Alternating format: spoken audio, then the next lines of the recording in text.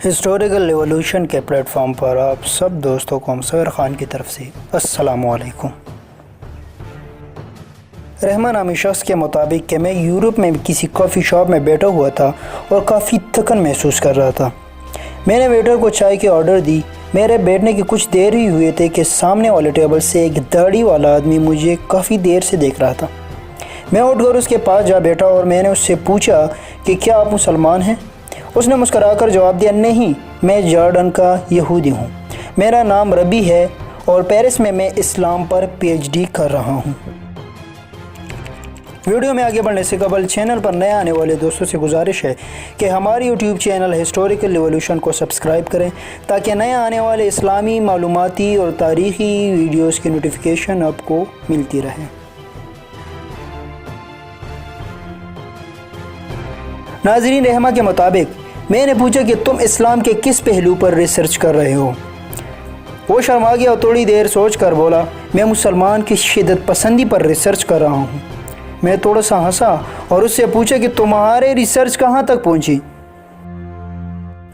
اس نے کافی کا ایک لمبا سپ لیا اور بولا، میرے ریسرچ مکمل ہو چکی ہے اور میں اب پیپر لکھ رہا ہوں۔ میں نے پوچھا، تمہارے ریسرچ کا فائنڈنگ کیا ہے؟ اس نے لمبا سانس لیا، دائیں بائیں دیکھا، گردن ہلائی اور آہستہ آواز میں بولا، میں 5 سال کے مسلسل ریسرچ کے بعد اس نتیجے پر پہنچا ہوں کہ مسلمان اپنے اسلام سے زیادہ اپنے نبی صلی اللہ علیہ وآلہ وسلم سے محبت کرتے ہیں۔ یہ اسلام پر ہر قسم کا حملہ برداشت کر جاتے ہیں، لیکن یہ نبی صلی اللہ علیہ وسلم کی ذات پر اٹھنے والی کوئی انگلی برداشت نہیں کر سکتے۔ یہ جواب میرے لیے حیران کن تھا۔ میں نے کافی کا مگ میز پر رکھا اور سیدھا ہو کر بیٹھ گیا۔ وہ بولا، میرے ریسرچ کے مطابق مسلمان جب بھی لڑے، یہ جب بھی اٹھے اور یہ جب بھی لپکے، اس کی وجہ نبی صلی اللہ علیہ وآلہ وسلم کی ذات مبارک تھی۔ آپ خواہ ان کی مسجد پر قبضہ کر لے، آپ ان کی حکومت ختم کر دے، آپ قرآن مجید کے اشاعت پر پابندی لگا دیں یا آپ ان کا پورا خاندان مار دے، یہ برداشت کر جائیں گے، لیکن آپ جو ہی ان کے رسول صلی اللہ علیہ وآلہ وسلم کے نام غلط لہجے میں لیں گے، یہ تڑپ اٹھیں گے اور اس کے بعد آپ پہلوان ہو یا آپ فرعون ہو یا آپ دنیا کے کوئی بھی طاقتور آدمی ہو، آپ کے ساتھ ٹکرائے جائیں گے۔ میں حیرت سے اس کی طرف دیکھ رہا تھا۔ وہ بولا، میری فائنڈنگ ہے، جس دن مسلمان کے دل میں رسول صلی اللہ علیہ وآلہ وسلم کی محبت نہیں رہے گی، اس دن اسلام ختم ہو کر رہ جائے گا۔ چنانچہ آپ اگر اسلام کو ختم کرنا چاہتے ہیں تو آپ مسلمانوں کے دل سے ان کا رسول صلی اللہ علیہ وسلم کی محبت نکالنے پڑے گی۔ اس نے اس کی ساتھ ہی کافی کا مگ نیچے رکھا، اپنے کپڑوں کا تھیلا اٹھایا، کندھے پر رکھا، سلام کیا اور اٹھ کر چلا گیا۔ لیکن میں اس دن سے ہکا بکا بیٹھا ہوں۔ میں اس یہودی ربی کو اپنا محسن سمجھتا ہوں، کیونکہ میں اس سے ملاقات سے پہلے تک صرف سماجی مسلمان تھا، لیکن اس نے مجھے 2 فکروں میں پورا اسلام سمجھا دیا۔ میں جان گیا کہ رسول صلی اللہ علیہ وآلہ وسلم سے محبت اسلام کی روح ہے، اور یہ روح جب تک قائم ہے اس وقت تک اسلام کا وجود بھی سلامت ہے۔ جس دن یہ روح ختم ہو جائے گی، اس دن ہم میں اور عیسائی اور یہودیوں میں کوئی فرق نہیں رہے گا۔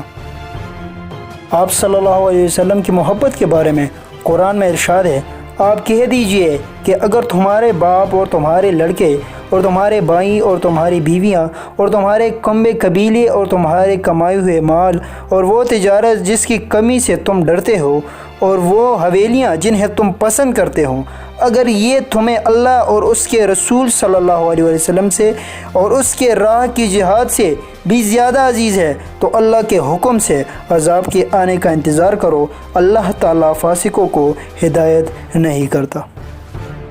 اس آیات سے معلوم ہوا کہ اگر مذکورہ چیزیں اللہ اور اس کے رسول صلی اللہ علیہ وآلہ وسلم کی محبت میں مانع ہو جائیں تو یہ بات اللہ تعالیٰ کو سخت ناپسندیدہ ہے اور اس کی ناراضگی کا باعث ہے۔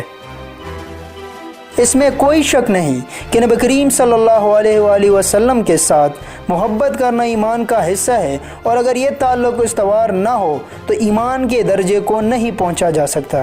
حضور نبی کریم صلی اللہ علیہ وآلہ وسلم کا ارشاد ہے کہ تم میں سے کوئی شخص اس وقت تک کامل ایمان مومن نہیں ہو سکتا جب تک میں اس کے نزدیک اس کے باپ، اس کے اولاد اور تمام لوگوں سے بڑھ کر محبوب اور عزیز نہ ہو جاؤں۔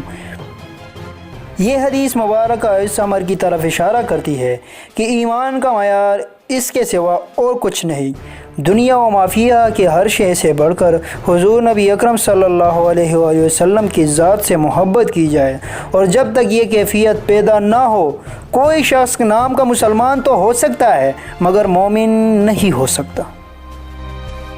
رب تعالی ہم سب کو عمل کی توفیق سے نوازے اور اس عارضی و فانی زندگی کے ہر مرحلے میں سنت رسول صلی اللہ علیہ وآلہ وسلم اور تعلیمات نبی صلی اللہ علیہ وآلہ وسلم کو پیشوا بنانے کے لیے ہمیں منتخب فرمائے۔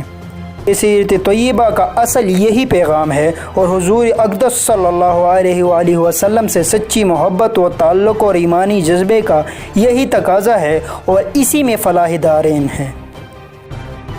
امید کرتا ہوں آج کی ویڈیو آپ سب دوستوں کو پسند آئی ہوگی۔ اپنا ڈھیر سارا خیال رکھیے گا۔ اللہ نگہبان۔